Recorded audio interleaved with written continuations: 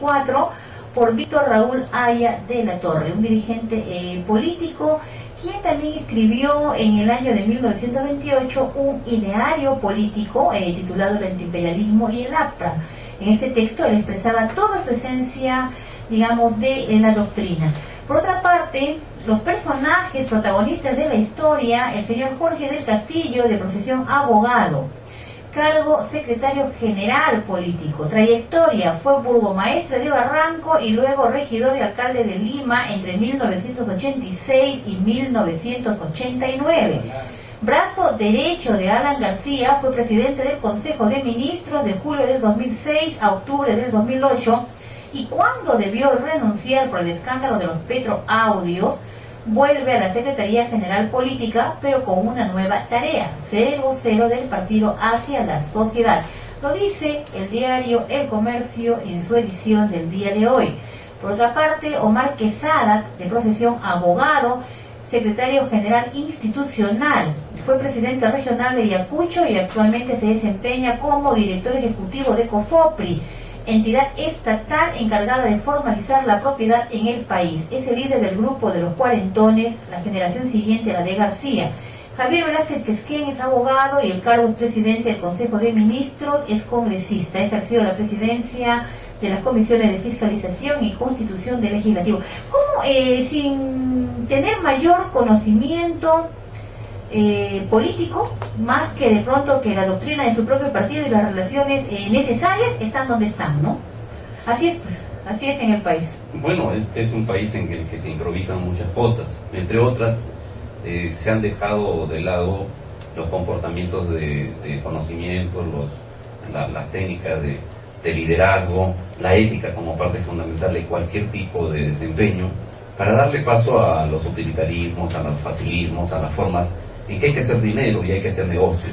Y los gobiernos siempre son muy cortos, entonces a veces hay buenos operadores, y eso quizá probablemente no tenga que ver exactamente con el poder, sino con la forma de aprovecharse de la mamadera del Estado.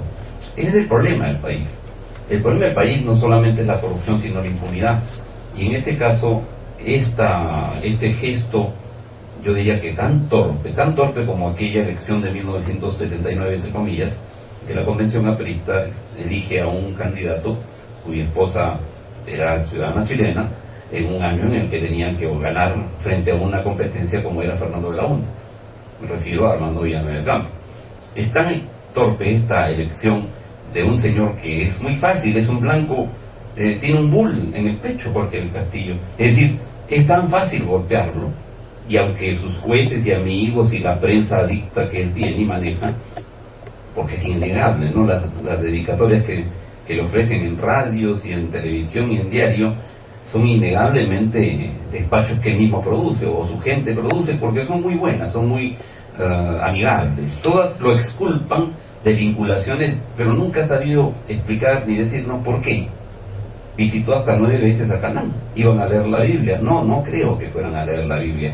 Allí había algún asunto extraño que la justicia en el Perú se inhibe de descubrir, esclarecer, o están esperando que ocurra algo peor. Pero ahí estamos hablando, Herbert, de millones y millones de dólares. Cuando un ciudadano común y corriente es encontrado de una grave falta, digamos, o delinque, inmediatamente es puesto a disposición del Poder Judicial, y ahí sí le cae todo el peso de la ley.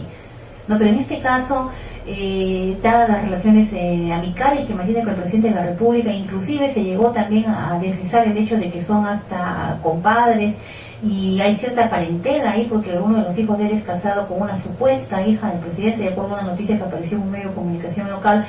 Pues no sucede absolutamente nada, no sale totalmente librado el tema de Petroaudios, y ahora está nuevamente al frente, digamos, de la organización partidaria del APRA.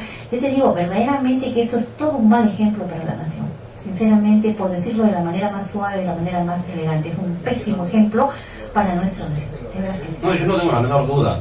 Lo que me escarnece indudablemente es que, sin desmerecer tus palabras, que son muy exactas, porque no son ejemplo ni paradigma de nada, esto ocurre en momentos en que cualquier estratega político diría: cuando se trata de comicios electorales, hay que presentar las cartas menos vulnerables y hay que presentar a los mejores jugadores. En este caso se ha preferido a los mejores jugadores cuya vulnerabilidad está herida de muerte desde hace rato, y entonces se está haciendo una campaña, y hay que anunciarlo desde señal de alerta, se está haciendo una campaña para perder. Y una campaña para perder solamente tiene un objetivo: negociar, y negociar en los términos en que se negocia cuando se está en el gobierno, que es una tradición episódica apenas de 5 años. El que se va negocia su impunidad para que no lo juzguen y no lo encarcelen, o que la justicia tarde 10, 15 años para volver a nuevamente las prescripciones. Y el que entra, o entra al juego, o simplemente no entra. He allí un dilema desastroso, conmovedor, repugnante en la política en Perú. No sé si es en otros países lo mismo, pero aquí está ocurriendo. Alguna vez conversaba de este tipo de situaciones con algunos colegas que trabajan precisamente al interior del Palacio de Gobierno, y solicitaban y decían lo siguiente, ¿no? Cosas que nos dejaron pensando un grupo de colegas en el tema, digamos, de que es Jorge del Castillo, precisamente el hombre de las finanzas, el hombre, el que maneja el poder, el que tiene el control económico, el que maneja las relaciones económicas con las diferentes empresas, quien es de pronto el brazo económico del Partido Aprista, el hombre influyente, el hombre de la relación. Tiene una información precisa, concreta y real desde el Palacio de Gobierno, a través de, precisamente, de buenos colegas que laboran allí. Creo que hay una nueva imprecisión. Probablemente lo que tú dices sea cierto, porque además tú te has informado de vía de una muy alta referencia, pero no manejan probablemente ni la economía de ese partido, sino la economía del grupo al que pertenecen las personas. Hay una diferencia enorme. Hay cogollos que gobiernan en Perú y hay cogollos que gobiernan ese partido. No es ese partido el que ha estado en un congreso. Han sido grupos diferentes en que se han agarrado trompadas, en que Mulder ahora está diciendo que Castillo puede decir lo que le venga en gana como candidato, etcétera, pero no se puede ocultar de que él se retiró, y se retiró de mala manera. Le han caído botellazos. Antes le había caído un papayazo que dicen que no fue un opositor, sino alguien de otro de los cogollos que le metió un papayazo, y ese señor está ahí, no le ocurrió nada, ¿no? O sea, acá hay un lío, como dicen los venezolanos, una merienda de negros, y no porque el negro sea menos, sino por graficar la circunstancia de cómo es de truculento el tema. Entonces, estamos viendo tú cómo las argollas, cómo los grupos, los minúsculos grupos que se han apoderado de la política del país, empuercándola, ensuciándola, haciendo todo lo contrario de lo que decía ayer Latorre. Ayer Latorre denunciaba que la política no puede ser un vil negociado culpable, y aquí todo es culpable y todos son negociados.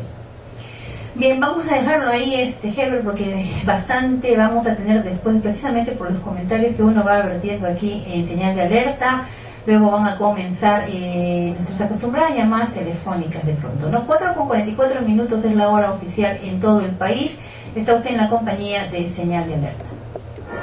4:44. Vamos con un tema de carácter internacional. ¿Cómo está la situación del Tratado de Libre Comercio con Chile? Cosa que nosotros habíamos conversado aquí también en repetidas oportunidades. ¿Y cómo se viene manejando esta situación en Chile? ¿Cuál va a ser los cambios de lo pronto que puedan haber debido a la situación por la que está atravesando ahora, ¿no? Después de un devastador terremoto? Lo más probable en términos de cambio sea la fecha de entrega de la contramemoria, nada más. Lo que es probable que el Perú acepte, dada la circunstancia, el terremoto y el tsunami que ocurrió en Chile, ¿no? Circunstancia de la cual ayer los chilenos hicieron un alto y un acapiste, y mediante un espectáculo al que le han denominado algo así como Teletón con música peruana, dicho sepas, ¿no? Con música que levanten la mano, creo que es una tonada nacional, ¿no es cierto? Hicieron una jornada de solidaridad, que es muy interesante, porque cuando un país se ve afectado de norte a sur, de este a oeste, tiene que imitar los buenos